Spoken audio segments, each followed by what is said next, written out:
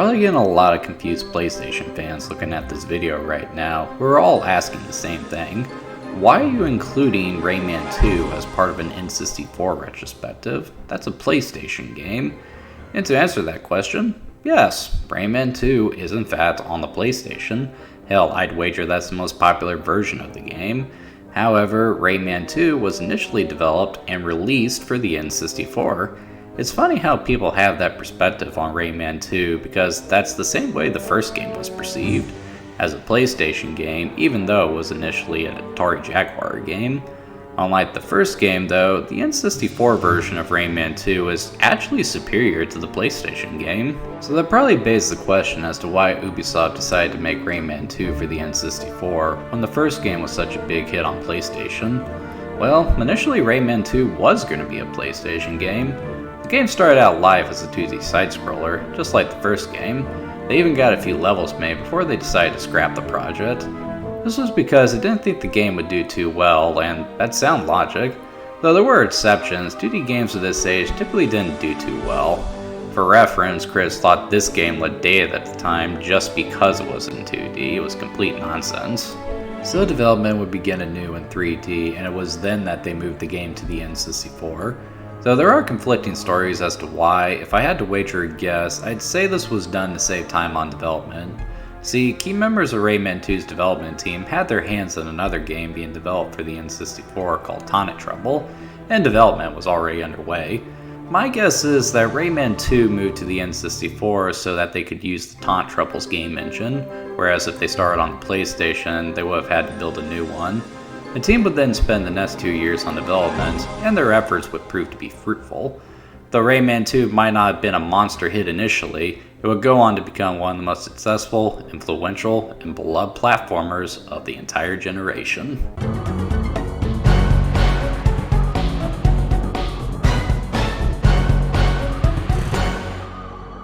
In Rayman 2, a band of robot pirates have invaded the Land of Dreams and have begun rounding up the inhabitants for enslavement. They also managed to shatter the planet's core, which strips Rayman of his powers, making him easy pickings for capture. In order to free Rayman, the Great Fairy Lee sends Globots to give Rayman a silver lump, which restores enough of Rayman's powers for him to break free. Upon linking up with Lee, Rayman learns that Lee cannot restore the core or Rayman's powers, meaning he alone cannot fend off the pirates. Their only chance is for Rayman to travel the land and find 4 masks that will awaken a mystic being known as Polkus. And so, Rayman sets off on an epic adventure as the pirates chase him in hopes of capturing him and stopping the return of Polkus. One thing I've always found a little strange about the Rayman series is that they never seem to settle on a specific style or tone for it. The vibe between Rayman, Rayman 2, Rayman 3, and any other game in the series is completely different, with the only constant being the presence of Rayman himself.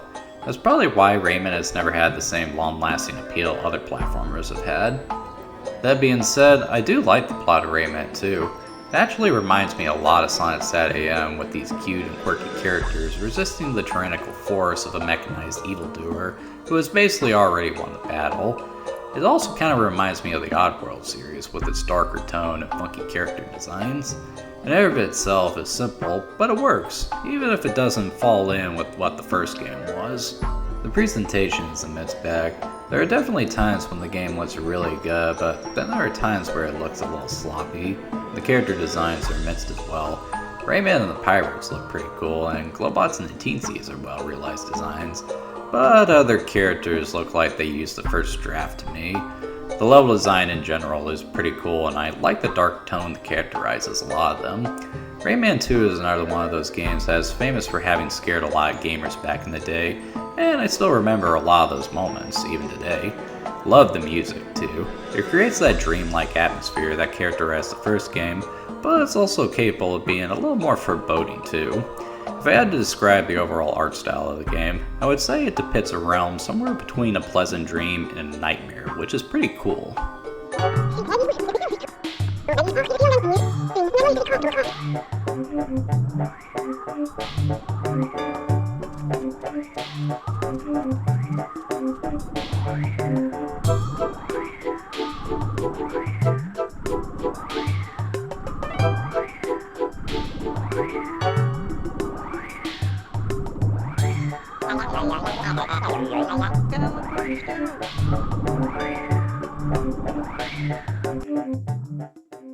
Getting into the gameplay, one thing I really like about Rayman 2 is that it is not a collectathon platformer. The game is instead a point A to point B platformer, which might sound like a step backwards from the open-ended approach of Super Mario 64, which is what most platformers were emulating at the time. However, rather than feeling like a step backwards, it sets Rayman 2 apart from the crowd. I think the developers knew that gamers' fascination with exploring big, open 3D environments was starting to wear off, so rather than focus on exploration, they opted to focus more on movement and level design. You see this mostly in regards to how the levels are designed. The closest point of comparison I have for Rayman 2 at the time is the Crash Bandicoot series, which was also a straightforward point A to point B platformer. However, it was characterized by its hallway-like level design. The design of the levels in Rayman 2 feels a bit more organic, and you are never moving through them in a fundamental manner. The geometry is constantly rising and falling, you'll be climbing, swinging, and bouncing all around, and they are constantly throwing new curveballs at the player, from having a water ski through a slump, or fly through the level by igniting a gunpowder barrel. Though you're doing the same thing in just about every level, they always manage to keep things fresh, and without having to deviate from the platformer format. It actually reminds me a lot of platformers who have become popular in the next generation, like Sly Cooper for instance. The control is fantastic as well. Rayman moves fluidly, the play control on his jump is excellent, and he's responsive to inputs. One of the more brilliant design choices that was made here was the choice to give Rayman his helicopter hair from the get-go. This not only allows you to slow Rayman's fall for platforming, but it also allows you to sight the landing. See, while Rayman 2 allows players to adjust the camera to some degree, it's limited and more often than not the cameras are fixed completely. This is usually a huge problem in platformers. Want a good example? Just look at Castlevania 64. However, the team found a clever workaround with Rayman's drop shadow, which is always directly below him. So if you're unsure of Rayman's position, you can slow things down with the helicopter here and take the time to sight Rayman's landing with his shadow. As a result, I never had any problem with the camera angles here. It just goes to show that you can make just about anything work as long as you think hard enough about it. I wonder if Miyamoto took influence from this game when he did Super Mario 3D Land. The combat is pretty innovative as well. Rayman's primary form of attack is a projectile attack, which certainly isn't anything new. What was innovative was the fact that Rayman 2 gives players the ability to strafe. In most games at the time, you had to stop and point yourself towards your target if you wanted to hit them. Here, you just hold the Z button and Rayman will be able to move around and avoid incoming fire while keeping himself pointed towards the enemy. It's seamless, fluid, and again, influential. I gotta believe this is where Insomniac got the idea for the combat in the Ratchet & Clank series.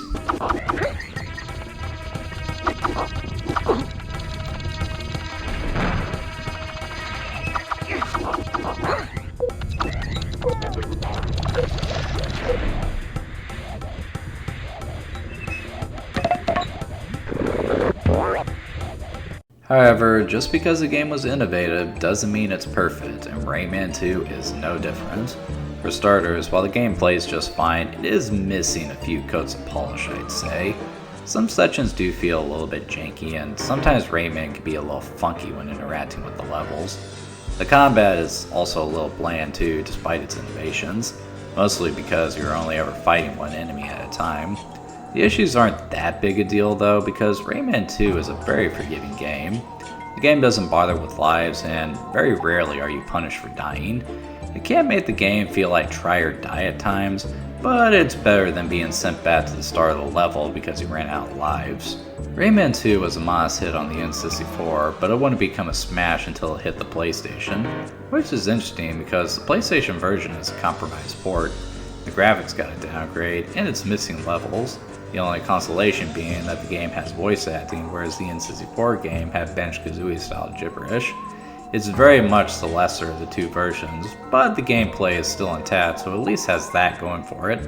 It's always funny to see Rayman 2 listed amongst the best games on the PlayStation, despite this fact, yet the superior version on the N64 is almost never listed amongst the best games on the console. Rayman 2 wouldn't just be limited to these two consoles though. Rayman 2 would be ported to the Dreamcast, PC, PS2, DS, and 3DS, and has been made available digitally on a variety of platforms. is currently available via Switch Online, for instance. In addition to all these ports, Rayman would see further entries. However, nothing ever lived up to the legacy of Rayman 2. Rayman 3, Hoodlum Havoc, while a great game in its own right, found itself overshadowed by other platformers that were coming out at the time. Rayman 2 might have been innovative in its day, but the games that followed it would ultimately surpass it. Then the series sunk lower when it faced a pest infestation in the form of the Rabbids. These little bastards would take over the series for a while before mercifully spinning off into their own series, allowing Rayman to make a comeback with the excellent Rayman Origins and Rayman Legends. Sadly, while these games won critical acclaim, they didn't post the same numbers as other Ubisoft titles like Assassin's Creed or Far Cry. They must have been consistent sellers though, as Ubisoft has taken the time to make them available on a variety of consoles since their release. It's nice that the games are so readily available, but it's a shame Ubisoft isn't interested in doing more. I'd love a sequel to Rayman Legends. Hell, I'd love to see Ubisoft apply the style of Rayman Legends to a 3D game. However, with Ubisoft pivoting to do... honestly, I don't know. I'd say it's unlikely that's going to happen anytime soon. It truly is a shame that the Rayman series has fallen as far as it has. What was once one of the most beloved and influential series of its day is now lucky if one of its games even gets a re-release. If you're a fan of platformers, I highly recommend giving Rayman 2 a shot. Though I wouldn't say it's as influential as Super Mario 64 or anything like that, its influence can for sure be felt on many games, several of which would become landmarks in their own right. Is a game that has stood the test of time, primarily because it was ahead of its time.